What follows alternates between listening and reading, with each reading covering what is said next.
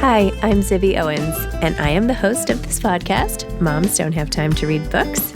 I am also a newly minted USA Today best-selling author of the novel Blank. I've created a whole community of book lovers around this podcast, a publishing company, reading retreats, a bookstore, and more. Learn more at zibbymedia.com or follow me on social at Zibby Owens or join the community at Zibby Readers. Carys Davies is the author of Clear, a novel. Carys's debut novel, West, was shortlisted for the Rathbones Folio Prize, runner-up for the Society of Authors McKittrick Prize, and winner of the Wales Book of the Year for Fiction. She is also the author of The Mission House, which was the Sunday Times London 2020 Novel of the Year, and 2 collections of short stories, Some New Ambush and The Redemption of Galen Pike, which won the Frank O'Connor International Short Story Award and the Jerwood Fiction Uncovered Prize. Her other awards include the Royal Society of Literature's V.S. Pritchett Prize, the Society of Authors Olive Cook Short Story Award, and a Cullman Fellowship at the New York Public Library. Born in Wales, she lived and worked for 12 years in New York and Chicago, and now lives in Edinburgh. Clear is her most recent novel. Welcome, Carys. Thank you so much for coming on Moms Don't Have Time to Read Books to discuss your novel, Clear. Congratulations. Thank you for having me. This is a beautiful work of literature. I mean, it really feels like that. Like it's almost a surprise it's coming out today. You know what I mean? It feels like it could have come out 100 years ago. I don't know when. I mean, it's like timeless. There's a timeless, beautiful quality to it, and it's very impressive. So anyway, just thought I'd start with that. Thank you. Can you tell listeners what your book is about? Sure. So Scotland, 1843, and Scottish landowner Henry Lowry is evicting small tenants from his estate to make the land clear for sheep grazing. And when an impoverished, newly married Presbyterian church minister, John Ferguson, comes into his orbit looking for some paid work, Lowry reckons that Ferguson could be just the man to clear the last remaining inhabitant of a very remote small island off the far north coast of Scotland, which belongs to the estate. And although John's wife, Mary, has misgivings about the whole task, she really isn't at all sure that John should be going off to do it. They say their goodbyes at the gloomy granite harbour in Aberdeen, and John sets off armed with a month's worth of provisions, the official summons of removing in his pocket, and a pistol he's been given that he hardly knows how to use. And needless to say, things don't go smoothly. I love this idea of the picture of his wife when he falls, and then how I'm not explaining this right. Hold on, let me get their names. Let me get their names right. But basically, and it's not a daguerreotype. It's another kind of photo that I wasn't even as familiar with that you described. What was it? It's called a calotype. Calotype. Essentially, I mean, a very early kind of photograph that had just been developed. And actually, when I first, so what happens is that, well, I don't think it's too much of a spoiler to say there's an accident, and this calotype that John is carrying of Mary gets lost and is found by Ivor. And when I was first sort of feeling my way into the story, I wrote this scene, and it was a miniature of Mary that I imagined Ivor finding. And this is the really extraordinary thing I always find that happens with historical fiction. Once you've landed in a moment in time, and suddenly everything seems to sort of converge on. So I was in this year, 1843, and suddenly everything seems to be happening in that time. So I was looking at the development of early photography in Scotland, in Edinburgh, and there were 2 pioneers, David Hill and his young partner, and they were developing this method called the calotype. And the idea that Ivor would be looking at, Ivor's the inhabitant of the island, would be looking at a photograph, somebody who's lived like him in this immense solitude. I just thought that would be so powerful to see this thing, which looked sort of like a physical 2-dimensional person, was very powerful. Totally. I know. It's in the scene. It's like, he's like, this is more real than his, wife or his mother. Yeah. I don't know. It's like the idea that you could have gone your life without having seen a photograph and then see one. That's wild. It's a wild to think. But Yes, well, it's so much. I mean, because he's been alone now for so he's in his 40s. He's been alone since he was in his early 20s. His mother and his grandmother and his sister-in-law were the last people to leave the island. So this photograph is so much more real than his memories now of the people that he loved. My goodness. Well, just the way you write. I mean, I think the accent was so early on. But the way even you write about pain and a broken ankle, or just all these little details that you give for each of your scenes makes them jump off the page. And tell me a little bit about your training in writing, and then how you arrive at a story like this about a moment in time. Like, why this moment in time? Why these people? Like, how did your imagination go there? Why this book? I don't know. It's a marvel, but tell me more.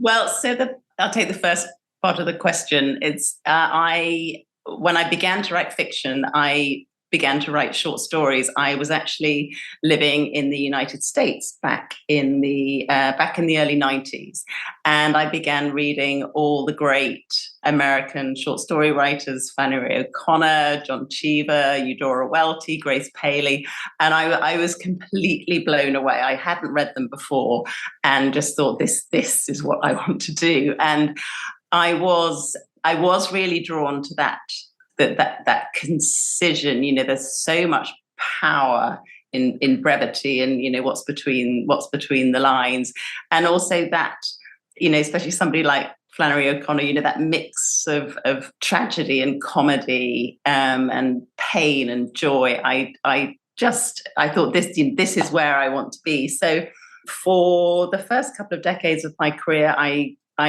only wrote short stories. And when I wrote my first novel, West, I thought it was a short story. And it was the longest short story I'd ever written. It was about 10,000 words. And then I sort of put it away in a drawer and thought, yes, that's finished. And then I got it out a few months later and I thought, how could I have thought that works as a short story? It just doesn't. It feels both overburdened and abbreviated. It's just, I love the story, but I knew I needed to tell it in a different way. So I started writing a novel. I didn't know how to write a novel, but I sort of taught myself, and it was a really thrilling experience. It wasn't. I don't approach my novels differently from the way I approach short stories. It's just that every story is as long or as short as it needs to be, and you just have to sort of feel your way into that. So I think writing short stories for so long, I think my craft developed in such a way that it makes me a certain kind of writer, and I still love the power of brevity and concision and sudden changes and juxtapositions and all those things. And this to answer the second part of your question, this story came in quite an unusual way. I mean, I do believe that you can't really go looking for stories. They find you don't find them. But with this story, it happened. It's about 10 years ago. I was working in the lovely old reading room in the library in Edinburgh, and I got up to take a break, and I was browsing the shelves, and I found this old dictionary. And it was a dictionary of an extinct language I'd never heard of before, called Norn, which used to be spoken on the islands of Orkney and Shetland in the far north of Scotland, there off the northeast coast. And the islands used to belong to Denmark.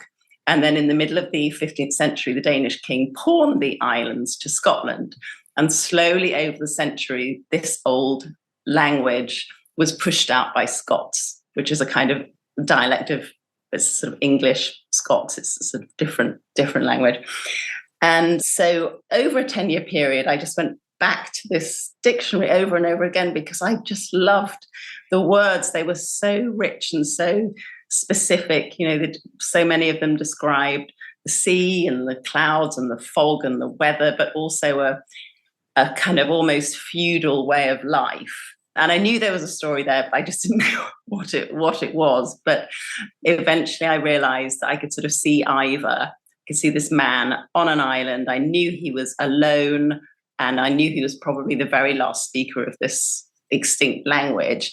And I thought that conceivably this could put him somewhere in the middle of the 19th century, which then led me into the whole history of what was happening in Scotland at that time, where the land was being cleared by the big landowners to make way for sheep, and people like Ivor were being evicted from their homes. So that's how it happened. But it was always, it's a novel.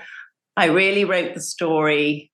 A lot of the research I sort of did afterwards. I think with historical fiction, you've always got to be careful not to just get too swamped in research. So I prefer to try and grasp what's sort of fleeting and intimate and human and emotional first, grasp that. And so I wrote this book really out of the words in the dictionary. That was what I used to try and get myself into Ivor's head and create his island and his life and the way his fierce attachment to the place. Amazing. When you're writing, how much do you go back and revise later versus making sure every sentence is right? Because every sentence feels quite deliberate. Yeah, I mean, a lot. I never used to know what writers meant when they sort of talked about, well, I did this draft and then I did this draft and this draft and this. It never really feels like that to me. It feels like total chaos until it doesn't. And that usually comes when I know how to begin. And that with this book starts with where John is in a storm and he's approaching the island. And once I'd written that scene and he was there, then I wrote the rest of the book in a very sort of intense period of a few months. But I'd been thinking about it for, as I said before, for about 10 years. So, and then I go over and over and back. And then finally, when I'm still sort of, fiddling with commas and then I think, okay, I think it's done. Are you at work on anything else now? I'm always at work. I'm always thinking about stories. I always have a few things sort of bubbling away at once, and just I'm at that, and before one sort of comes to the surface and announces itself as the one. So I think I know which one that is, but I'm still at the slightly sort of bubbling away stage. Sounds good. Do you have advice for aspiring authors? It's so hard to say, be patient, but really, it's a marathon, not a sprint. I know some writers do. They write a book. It's their first book, and it's fantastic. But that was not my experience. It's been a very kind of long road. But just try and just read and learn, and just know that those periods of despair where you feel you're not getting anywhere, that's all really is. Nothing is wasted. You are making progress even when you absolutely feel like you're not. So you just have to keep doing it. There's no other way. And you have to be patient on the page, and you also have to be patient in terms of where you feel you're going professionally, and try not to think about that too much. Is this where you thought you would be at this point in your life? I don't know. What did I think? I don't know. I don't think I ever really dared hope. I really did just go from story to story, and each little success was such a. I remember, when I was writing short stories, if I got one short story published in a year, that was absolutely enough to keep me going. So yeah, I don't think I ever had a vision of what shape life would take. You just take each story and try and make it the best it can be, and hope that somebody might be interested in reading it. And I think I read that you were a judge of the New York Public Library's prize, the Young Lions Prize. How was that? I was a young lion for many years myself. Oh. Now I'm an old lion, but I was at one point a young lion. Right. Yeah. Well, it was judging is always. I really like judging, and I take it very seriously because winning a prize or even being shortlisted or any of those things, it's such a huge. It means so much to a writer at any stage in their career. So I do take it. I take it very seriously, and it's always a real privilege. Amazing. I judged one thing once, and I was like, "Oh my gosh! I didn't realize this was so much work." It's so much work. It's an awful lot of work, and then also you're always comparing apples and oranges too. I mean, so I'm judging a prize at the moment, and it's 800-page novels and then very slender ones, and it's. I think in the end, I think a book has to sort of give me a shock to the head and the heart. That's all I can say, and it's the one that sort of probably does the best job of that. But yeah, and and then you discuss it with your other judges, and sometimes you realize that you haven't given something quite the shot that you should have, and then you go back and you change your mind, and yeah. I love what you just said, that a book has to give you a shock to the head and the heart. I mean, that is all we're looking for. That is a summary of what a good book does. So good to have a synopsis, or not a synopsis, a clear sort of, target. Are you reading anything now that you really love? I'm in a book club with some friends in New York and LA, actually, which we sort of have kept going all the way through the pandemic. So it's always on Zoom, but we only read dead writers. So okay. This last, in fact, just yesterday, we did The Prime of Miss Jean Brodie, which all of us had read as teenagers, and now we'd come back to it, and it was so extraordinary because we'd all remembered it as a completely different book. We'd all remembered Jean Brodie as this rather eccentric, rather wonderful teacher that had all her girls in her thrall, and now we went back to it and we realized that she's this sort of manipulative fascist. It was, and I suppose we thought that's probably Muriel Spark's great skill, is that she, when we read it as teenagers, we saw her in the way that young students do see those sorts of maverick teachers. So anyway, it made me admire it even more. And it was also interesting because it's set in Scotland, and she has some she captures that sort of atmosphere of Edinburgh and the sort of Calvinist Presbyterian past. And I love what she says about Calvinism as being a terrible joke that we all used to believe in.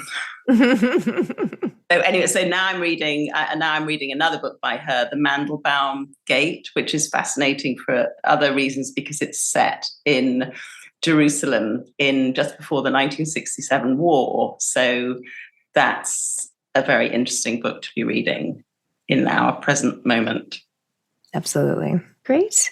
Well, Carys, thank you so much. It was a joy to discuss Clear with you. Congratulations. And thank you for coming on. Thank you. Thank you so much for having me. Okay, my pleasure. Best of luck. Bye-bye. Bye-bye. Thanks for listening to Moms Don't Have Time to Read Books. If you love it, please leave a review and follow us on social @Zibby Owens and @Zibby Readers.